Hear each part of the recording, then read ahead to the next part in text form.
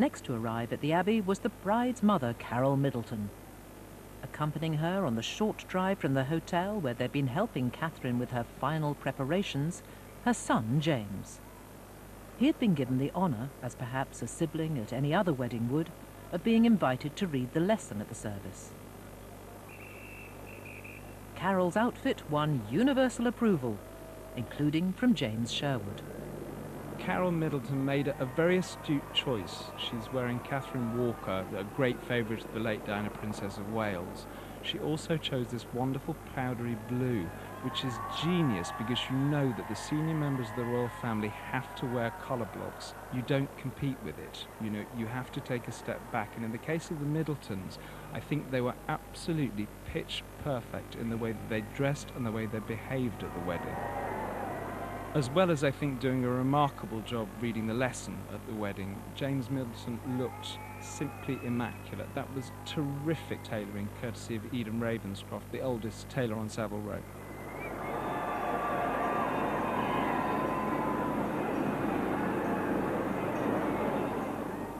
At Buckingham Palace, the crowds were warming up for their end of the spectacle. It began in rather a humble way, with a fleet of rented minibuses to transport all but the most senior members of the family. It's not the first time buses have been used. They were hired in for Charles and Camilla's nuptials.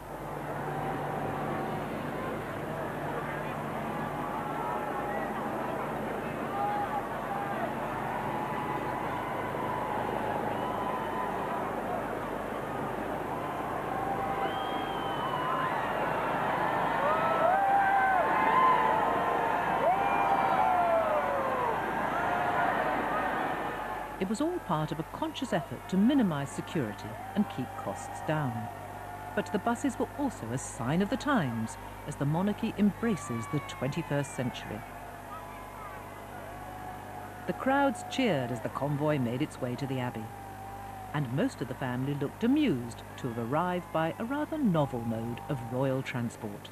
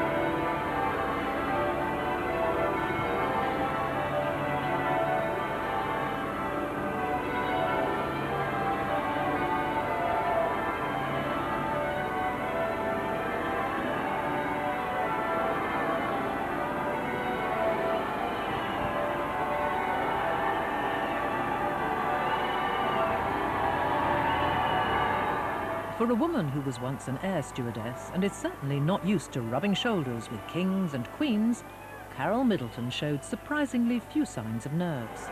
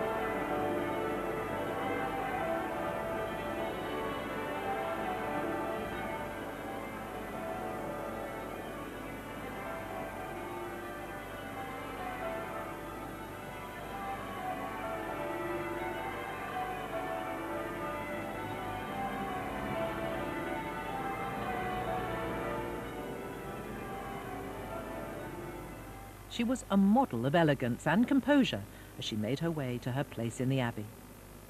But her thoughts must surely have been with her daughter, who was about to step out of ordinary life for good and into a world only a very select few can ever experience.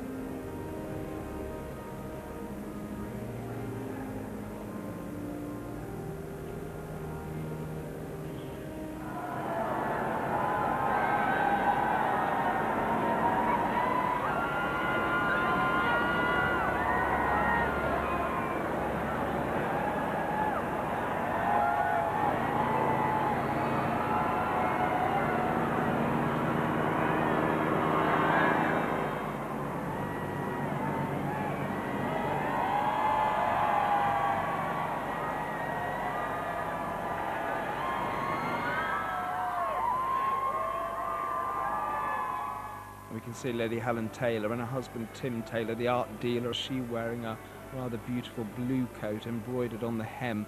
And it's a rather nice and rare sight to see the Duchess of Kent wearing a very powdery pink, demure and incredibly appropriate outfit for a royal wedding. The Gloucesters were just behind them. Princess Michael of Kent, Princess Alexandra with her son James Ogilvy. Among the younger generation of royals, Zara Phillips with her fiancé Mike Tyndall. Theirs will be the next royal wedding.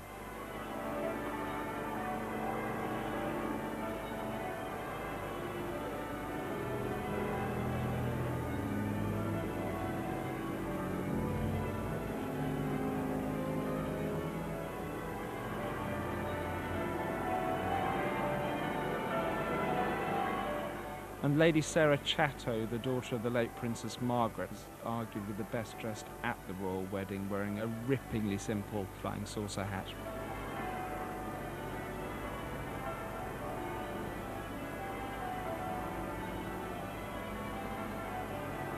Lady Sophie Windsor, wearing a very severely chic midnight blue suit with the flying saucer hat worn to an angle, which is important when you're a member of the royal family because you have to be seen.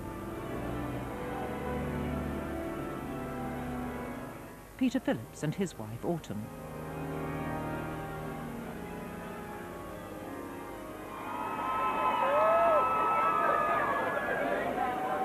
Meanwhile, at Clarence House, the crowds were craning their necks to get a good view of the gleaming Rolls-Royce Phantom 4 that was taking Prince Charles and the Duchess of Cornwall to the wedding. It was 6 years since their own marriage at Windsor Guildhall.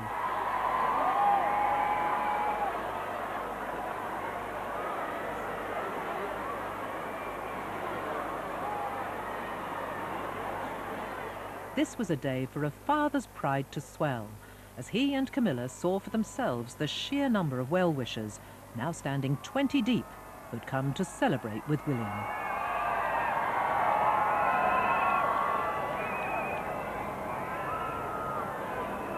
The Prince of Wales, so his tailors reliably informed me, had put on a little bit of muscle for the wedding, so he couldn't wear his Admiral's full-dress uniform. And Malcolm Plews, who's the head cutter of Welsh and Jeffreys, one of the greatest tailors on the row, recut his uniform, the Admiral's full dress, within about 4 or 5 days, which is a record, and then recycled the gold lace from the uniform and trimmed the new uniform with it. This is very interesting because the royal family are known to recycle fashion on a fairly regular basis. Princess Anne is famous for it.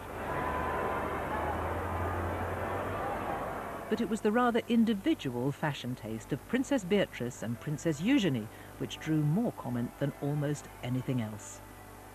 The girls arrived with their father, the Duke of York, closely followed by the Earl and Countess of Wessex. I do think the Duke of York's daughters were rather unkindly criticised considering their age. It's terribly difficult to wear formal day dress when you're a girl in her teens or early 20s. And these girls obviously want to dress like young girls. They want to have fun with fashion. And unfortunately, they probably won't be able to if every time they want to experiment with a mad Philip Tracy hat or a, in Princess Eugenie's case, a Vivienne Westwood dress, they get the world's press at them.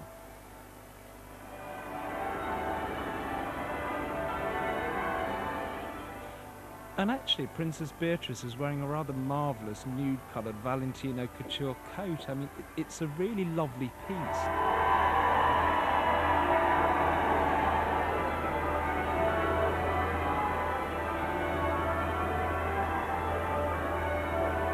The Countess of Wessex is quite simply the best-dressed member of the royal family. You can see the champagne silk suit that's very 1950s. It's elaborate, but it doesn't shout at you. And then she supports a new milliner called Jane Taylor. Princess Anne has always been a maverick. She's a horsewoman, she's a hard-working woman. I think she might mildly enjoy fashion, but she dresses more as a royal should dress rather than as a fashion plate. So you will never see her looking inappropriate. She might make interesting choices occasionally, but it is always in the spirit of dressing as a senior member of the royal family.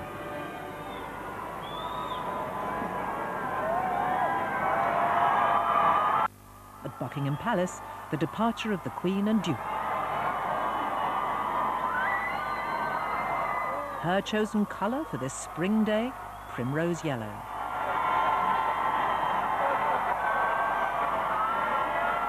And the Queen wore a dazzling primrose yellow coat dress designed by Angela Kelly. Mrs. Kelly is the Queen's dresser, personal assistant and curator of dress and jewellery. She's the first lady to ever be appointed a personal assistant to the Queen.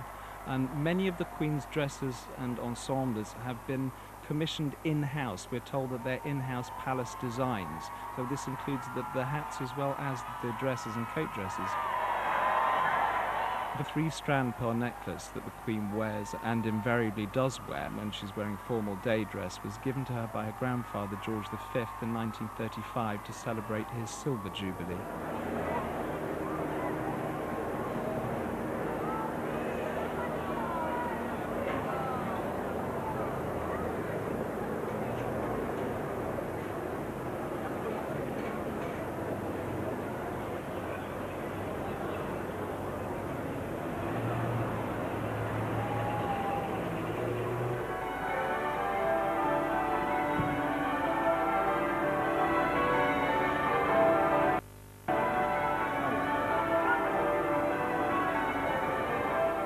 At the Abbey, Prince Charles and the Duchess were given a warm welcome by the crowds.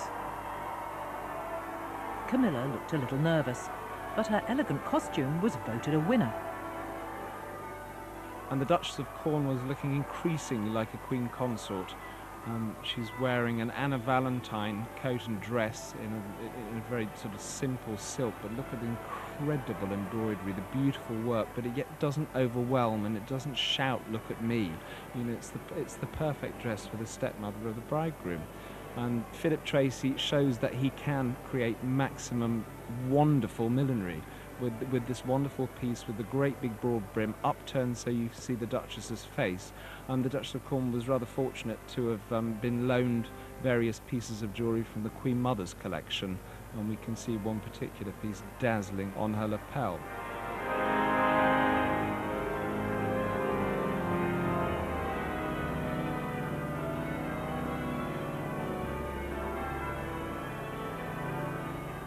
The brooch that the Queen's wearing is a very special and sentimental piece. It's called the Lover's Knot, though. It was set for Queen Mary, the Queen's grandmother, in the Art Nouveau style of this sinuous curve of diamonds. I mean, the Queen has possibly the most magnificent, if not precious, private jewellery collection in the world. And you'll notice that the Queen's jewellery, she always says something with it. It's entirely sentimental. If you look at her earrings, there are tiny pearl and diamond studs that were given to her by Queen Mary, her grandmother. She wears them every day of her life, unless for a state occasion such as a state dinner. She wears them every day. On to Horse Guards Parade and the Royal Salute. The Rolls, a 1950 model which was presented to the Queen when she was Princess Elizabeth, made its way through the arch and into the tilt yard. The state trumpeter marked the departure of the Queen and Duke from Buckingham Palace. The huge crowds must have reminded them of the scenes at the Golden Jubilee celebrations 9 years earlier, when 1 million people thronged around the palace to mark the 50th anniversary of the Queen's reign. Today, though, they were proud grandparents above all else, and happy to let William and Catherine take centre stage.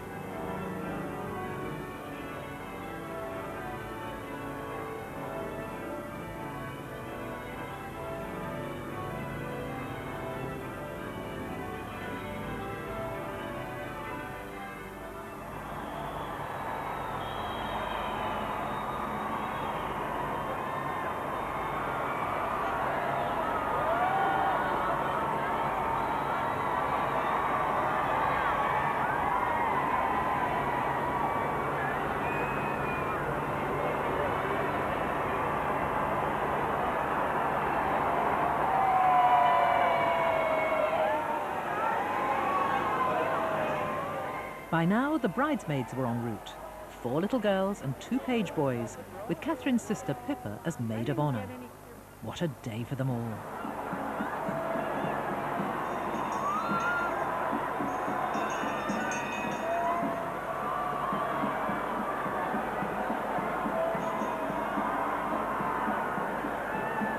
Three-year-old Grace Van Kutsen, William's goddaughter, and Camilla's granddaughter, also 3, Eliza Lopez. Behind them, the 7-year-old daughter of the Earl and Countess of Wessex, Lady Louise Windsor, and Viscount Linley's 8-year-old daughter, Margarita Armstrong-Jones. The page boys were Tom Pettifer, the son of William's former nanny, Tiggy-Leg Burke, and Billy Lowther Pinkerton, the son of William's private secretary.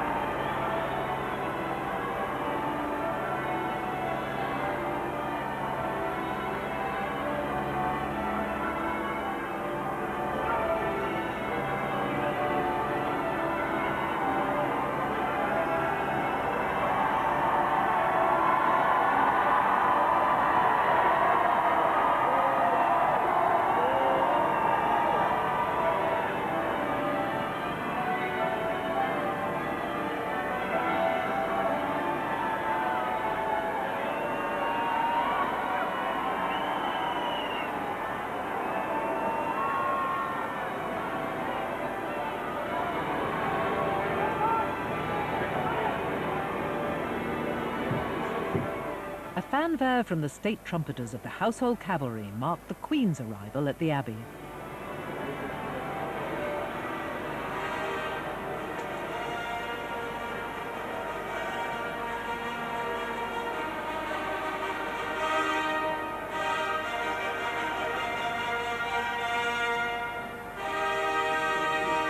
A welcome from the Dean of Westminster in his magnificent gold cope.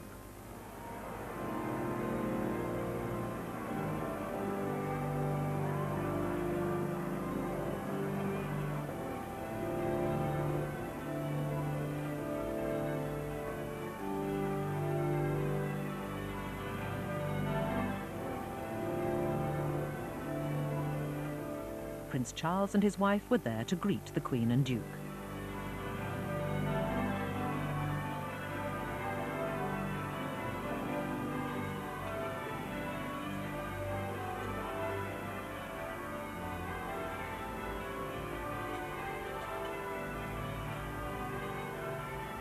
And unusually, as the father and stepmother of the bridegroom, they took their place in the procession ahead of the Queen and Duke.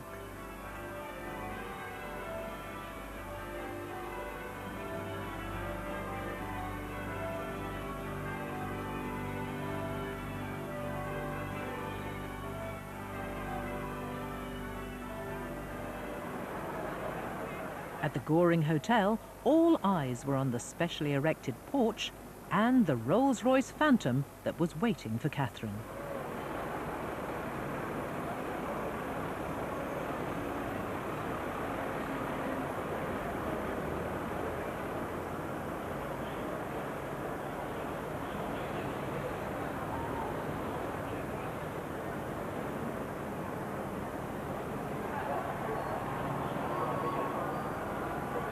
At 10:51, the first glimpse of the bride and that dress. The initial impression was one of great delicacy, with feminine soft layers of ivory silk trimmed with the finest lace.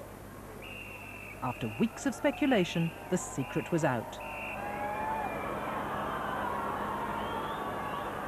The dress had been designed by Sarah Burton, creative director at Alexander McQueen.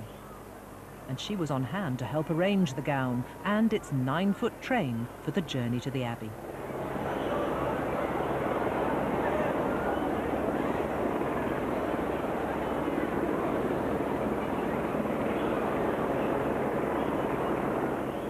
Catherine's father, Michael, looked nervous and emotional as he helped her get settled.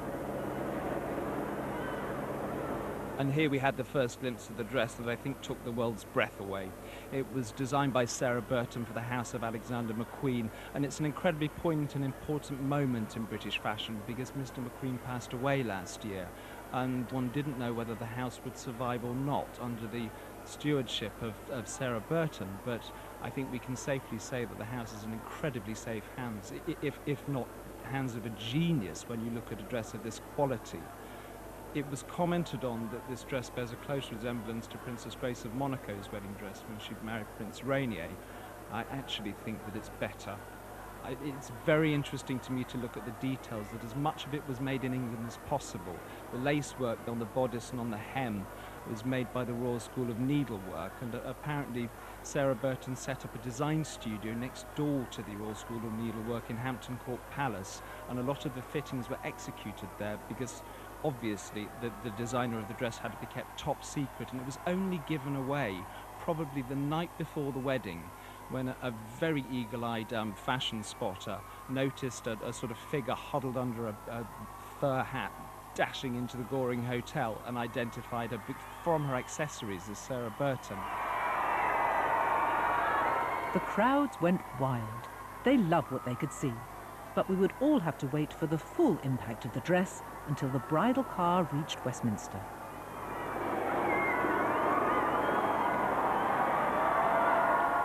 And what a journey this must have been for a young woman from a small village in Berkshire. Born a commoner, Catherine Middleton was now on her way to become a princess, a duchess, and one day, queen.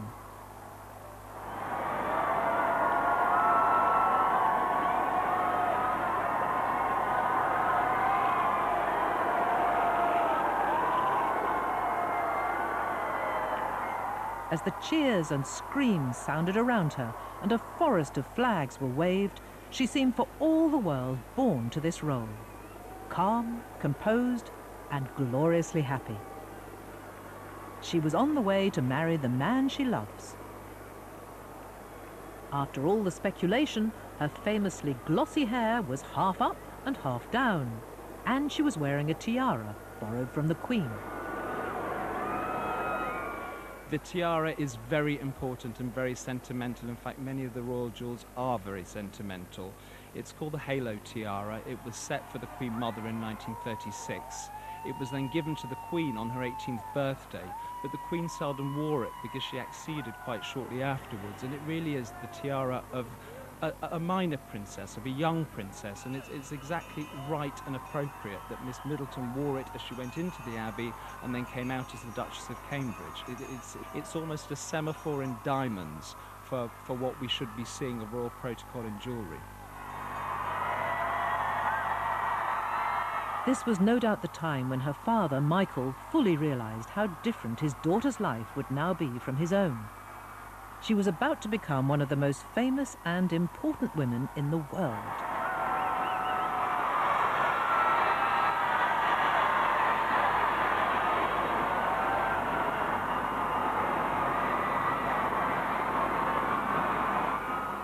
A few moments ahead of her, the bridal party were making their way into the Abbey. Well, we see the genius of Savile Row on display here in tailoring these absolutely immaculate Irish Guards uniforms that were designed in-house by the palace but made by Cashcots of Savile Row. Pippa Middleton led the two youngest bridesmaids by the hand. And we certainly saw a true star emerge at the royal wedding in the shape and what a shape of Pippa Middleton, the sister of the Duchess of Cambridge, in that incredibly slinky Sarah Burton for Alexander McQueen dress, cut on the bias, more reminiscent actually of John Galliano than the late Alexander McQueen, but quite a corker. I mean, we understand from the world's press that websites were set up almost instantly. Twitter went crazy, praising what one would call her rather voluptuous figure, shown off to such a great extent. I mean, one would add that a bride would be rather brave to allow a maid of honour to potentially outshine her at a wedding, royal or otherwise. In this case, nothing could outshine the Duchess of Cambridge. But Pippa Middleton has become a huge international star. I think it's quite smart in a way for the Duke and Duchess of Cambridge to allow some of the attention to move over to the Middleton, to allow them to shine too, because it takes the attention away from the new Duke and Duchess, and they may have the privacy that they've actually said that they crave.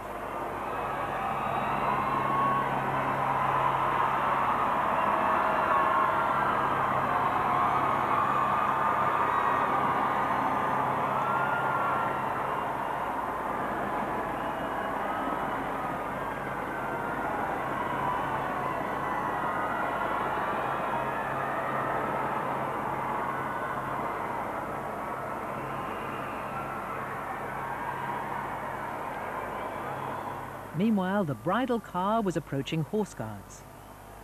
There was no royal salute here, of course, because Catherine was not yet a member of the royal family. On the return journey, it would be very different.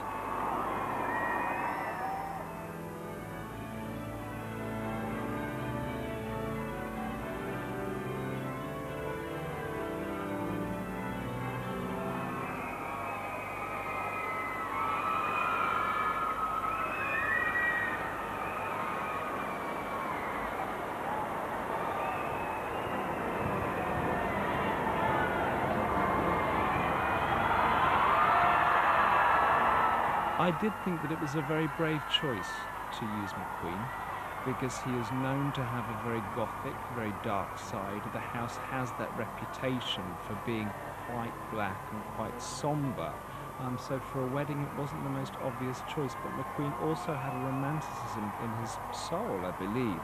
And I think Sarah Burton understood that, and when she took over from the late Alexander McQueen, I think she's brought out more of the romanticism. Along Whitehall, the crowds were more numerous and vocal than ever. But nothing was going to faze this young bride.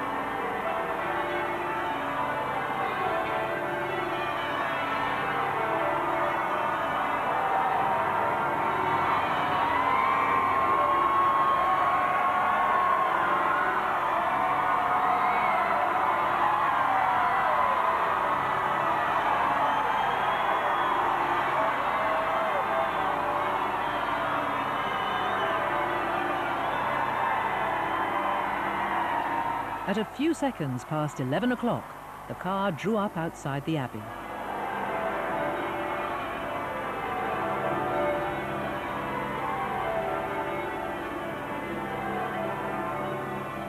The Dean was there to welcome her, and Pippa, maid of honour for the day, came to help her sister.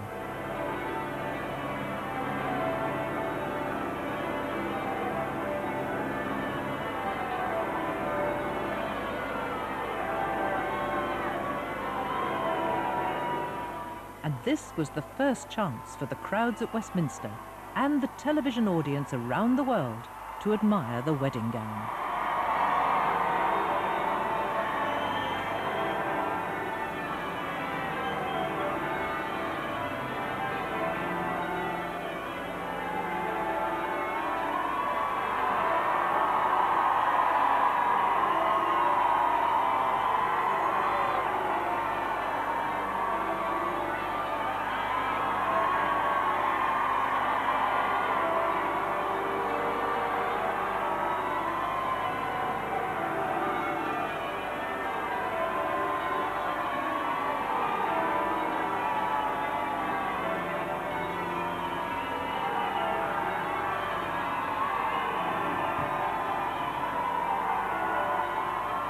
Catherine's bouquet was designed to complement her gown, and it was full of meaning.